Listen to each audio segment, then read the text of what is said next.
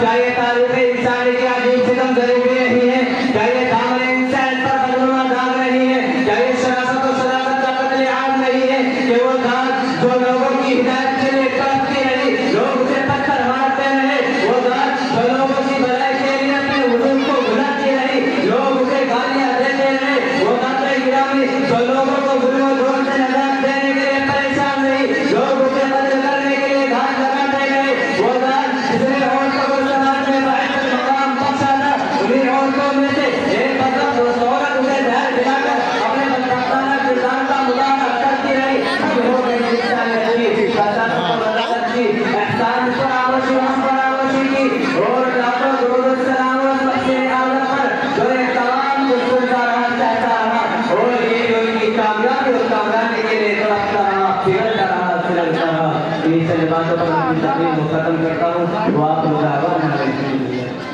बैठ जा बैठ